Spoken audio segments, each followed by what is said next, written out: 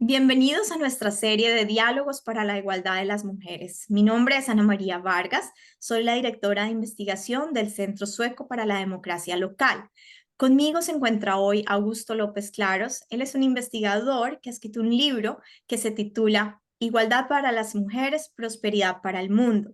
Y hemos diseñado una serie de diálogos con 4 episodios sobre diferentes temas: violencia contra las mujeres, participación política, trabajo, educación y empoderamiento económico y diferencias culturales. El tema de hoy, de este episodio, es el tema de trabajo, educación y empoderamiento económico. Queremos empezar un poco con el tema de la igualdad para las mujeres en el tema de la educación.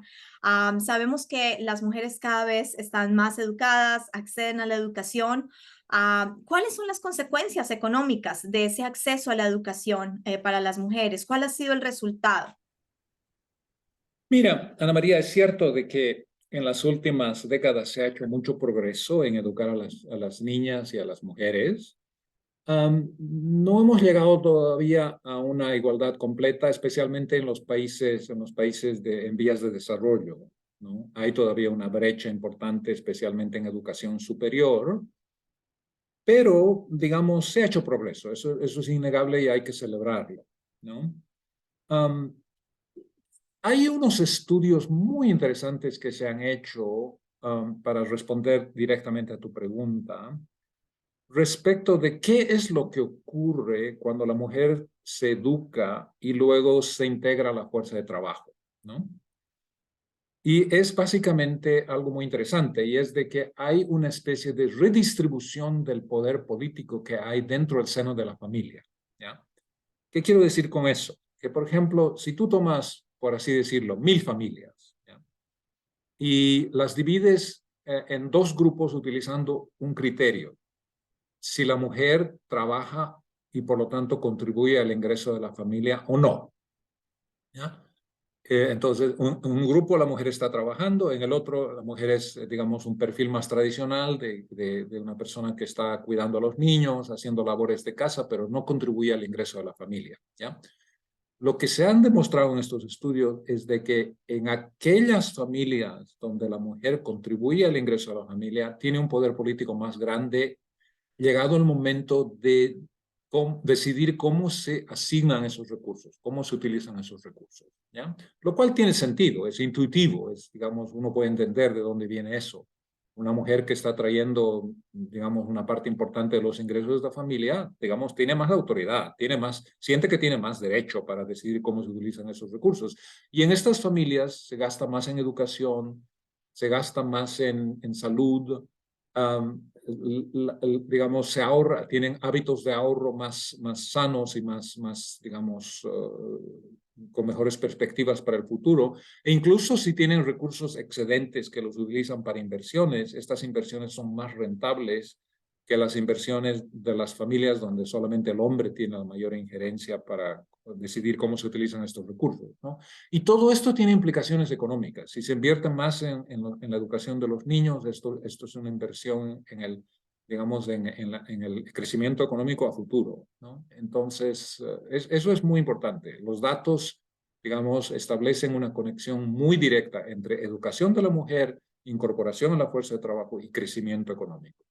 Maravilloso, y yo creo que eso es algo que se ha visto en muchas sociedades, eso, así que las mujeres entramos en esa fuerza laboral no solamente porque es bueno para las mujeres y las empodera, pero también es bueno para el país entero, trae prosperidad, pero también para las familias, ¿verdad? Así que si queremos que nuestra familia progrese, una buena manera es también que nuestras mujeres estén en esa fuerza laboral. Una barrera que existe es el tema del cuidado de los niños. Las mujeres entramos a la vida laboral, pero cuando ya tenemos nuestros hijos, nos sacan de la vida laboral, nos relegan. ¿Qué papel tienen las normas, el derecho, las leyes para hacer que este desincentivo o esos mecanismos no continúen existiendo? Bueno, digamos, en el Banco Mundial nosotros hemos visto un poco el tipo de incentivos que los gobiernos pueden introducir que de alguna manera facilitan digamos, la participación de la mujer en el mercado de trabajo, ¿no? Y, digamos, hay incentivos tradicionales, por ejemplo, digamos, darle licencia a las mujeres cuando nace un niño, ¿cierto? Hay países que son generosos, los países escandinavos en general, digamos, son generosos en cuanto a la asignación que le dan digamos, de permiso, ¿no? Otros países mucho menos, pero algunos países han introducido el concepto de, digamos, licencia para para el padre, ¿ya? O sea, de que cuando nace el niño, entonces el padre también puede tener acceso a un periodo en el cual, digamos, puede concentrarse en digamos, en el cuidado del recién nacido, ¿no? Luego está todo el tema de las guarderías, ¿ya? Lo que se llama childcare en inglés, pero que, digamos, básicamente es la existencia de una red de organizaciones profesionales, jardines infantiles y otros lugares donde la mujer puede, digamos, dejar a los niños para que no tenga que abandonar completamente digamos, el trabajo, ¿no? Entonces, la diferencia, hay diferencias muy importantes de país a país, ¿no? Y nosotros lo que hemos visto es de que en aquellos países donde los gobiernos un poco se salen de su camino para promover, para crear más incentivos y ayudas, ¿no? Entonces facilitan la incorporación de la mujer al mercado de trabajo y hacen que esa decisión muy dura de tener que elegir entre ser madres o ser profesionales, ¿ya? No sea tan, digamos, bipolar, ¿no?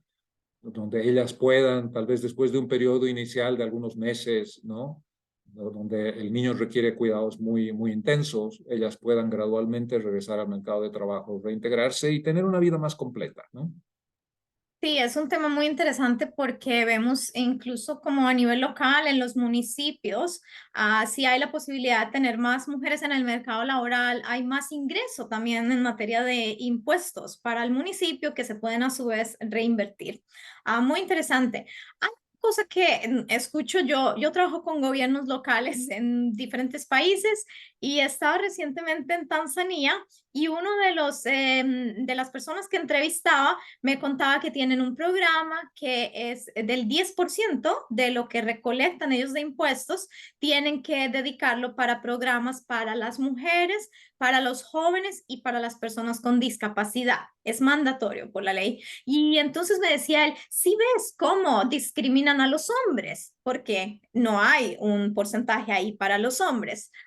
Yo no te voy a decir lo que yo le respondí, pero ¿qué respondemos a estos argumentos de por qué enfocarnos tanto en las mujeres? Estamos dejando de lado a los hombres, a los muchachos. Bueno, pero en parte lo estamos haciendo para compensar por discriminación pasada, ¿no es cierto? Es decir, es una forma, digamos, de tratar de corregir algunas de las injusticias, ¿no? Que han caracterizado nuestra economía, no quiero decir décadas, a veces por cientos de años, ¿no? Estamos saliendo de un largo periodo de nuestra historia en la que activamente, digamos, hemos limitado las oportunidades de las mujeres. Mira, el año pasado me tocó dar una charla en el Parlamento sueco, ¿ya? En el 100º aniversario de la democracia de Suecia. Y a mí me sorprendió un poco, digamos, que los dos parlamentarios o tres parlamentarios que organizaron este evento lo enmarcaron en este concepto de una democracia que solo tiene 100 años de vida. Yo pensaba de que la democracia sueca era más vieja y ellos me explicaron y me dijeron, no, recién fue en el año 1921 que le dimos a la mujer el voto en Suecia.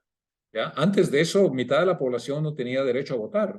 Entonces, ¿cómo nos podemos llamar una democracia antes de 1921? Es solamente en 1921 cuando la totalidad de la población tiene derecho a decidir por quién van a ser gobernados, que nosotros podemos decir que esta es una democracia completa. Y ese argumento me gustó mucho, ¿no es cierto? Entonces, partes de estas cosas que se están haciendo hoy en día son un poco para digamos, corregir discriminaciones del pasado, por una parte. Pero por otra parte, digamos, ¿en qué medida ayudar a los niños o ayudar a los ancianos, ya, es una medida antimasculina? No, de ninguna manera, digamos, ¿no? Esa es una perspectiva muy limitada, ¿ya?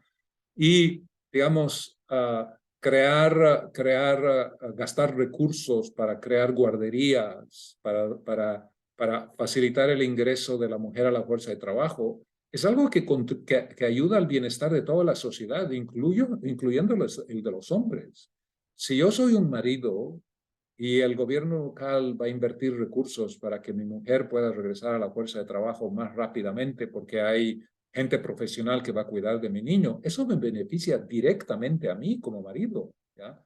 Mi familia va a ser más próspera con el ingreso de la esposa que sin el ingreso de la esposa, ¿no es cierto? Y entonces yo creo que a veces vemos las cosas en una forma un poco bipolar, ¿no? Es decir, como que ganancia para unos es pérdida para mí, ¿ya? Y como una sociedad de suma cero, como dicen, ¿no? Pero no es así. Muchas veces, digamos, son ganancias para todos, ¿no? En la que todos pueden salir adelante. Interesante, creo que este tema de la igualdad en la educación, en el acceso al trabajo, en el empoderamiento económico, definitivamente es algo que nos beneficia a todos como sociedad y como tú lo has mostrado, esas sociedades donde hay igualdad hay más progreso. Ya para finalizar, te quería hacer una pregunta, ¿por qué nos está tardando tanto tiempo empoderar completamente a las mujeres en el tema económico? ¿Cuáles son esas barreras que aún debemos mirar? Mira, yo creo que esta pregunta es muy interesante. Yo creo que la respuesta tiene muchas dimensiones, ¿no? Yo creo que un aspecto ciertamente tiene que ver con las diferentes formas de discriminación contra la mujer digamos, existen en diferentes partes del mundo, ¿no? Es decir, como he dicho en algunas de las otras entrevistas, hay países donde se discrimina activamente contra la mujer a través de la ley, de la Constitución, el Código Civil, diferentes, digamos, instrumentos legales, ¿no? Entonces, en la medida en la que estas discriminaciones son muy extensas, obviamente ellas limitan la participación de la mujer en el mercado de trabajo, retardan digamos, el emprendimiento de las mujeres en la economía, contribuyen a tasas de participación, digamos, tasas de educación más bajas entre las mujeres que entre los hombres, etcétera, etcétera, ¿no? Entonces, ese es un aspecto, todo el esquema legislativo y eso obviamente hace hincapié en la necesidad de tener, digamos, reglas que no discriminen contra las mujeres, ¿no? No es un problema en Suecia, pero es un problema en muchas otras partes del mundo, especialmente en países, digamos, de escasos recursos, donde hay grandes poblaciones de mujeres, como la India, países en África, etcétera, etcétera, ¿no? Ese es un aspecto. El otro aspecto yo creo que tiene que ver con el mal uso de recursos, ¿ya? Te voy a dar un ejemplo que es muy dramático. A lo largo del mundo, anualmente, estamos subsidiando la energía, ¿no? Consumo de gasolina, carbón, gas natural, electricidad. De acuerdo a datos del Fondo Monetario, ¿no? Por encima de 5 trillones de dólares anuales, ¿ya? Esto es como 6% del Producto Interno Bruto de todo el mundo, ¿ya? Estos recursos, ¿no? Están acelerando el cambio climático, por una parte, y además empeoran la desigualdad económica, porque estos subsidios, muchas veces, sus principales beneficiarios son las familias con casas grandes, las familias con vehículos, no son las mujeres iletradas, pobres en las villas en la India, que no tienen autos y viven en viviendas muy humildes, ¿no es cierto? Entonces, empeoran la desigualdad económica. Entonces, esta mala asignación de recursos y el hecho de que en gran parte del planeta todavía, ¿no?, las importantes decisiones de la estructura del gasto público son hechas por hombres, ¿ya? La gran mayoría de los ministros de finanzas en el mundo son hombres, no son mujeres. La gran mayoría de los gobernadores de bancos centrales ya son hombres, no son mujeres, ¿ya? O sea que las mujeres todavía están ausentes, llegado el momento de qué prioridades se van a dar en el gasto público, ¿no?, anualmente cuando se elabora el nuevo presupuesto, ¿ya? Y mientras ellas permanezcan un poco marginadas de ese proceso, entonces vamos a seguir teniendo un mundo en el cual todavía, digamos, el empoderamiento político de la mujer va a estar retrasado, ¿no? Entonces yo diría, esos son dos aspectos muy importantes de por qué está tomando tanto tiempo. Muy interesante este tema de los subsidios a la gasolina, a la energía, porque es un tema actual en este momento con el tema del cambio climático, pero también con el tema de la crisis energética y muchos gobiernos, incluyendo aquí en Suecia, pero en Colombia, en todas partes donde trabajamos está ese debate, ¿no? Nadie quiere quitar los subsidios a la gasolina, piensan que afecta a la gente pobre. Pero uno se pregunta, ¿no? ¿Qué tal si subsidiáramos la educación? ¿Qué tal si subsidiáramos la salud? O incluso la comida, con este tema de hambrunas que hay en varias partes. Es una decisión política que tomamos, subsidiar algo y no otra cosa. Y pues como tú dices, es un costo para Sí, el mundo. sí, sí.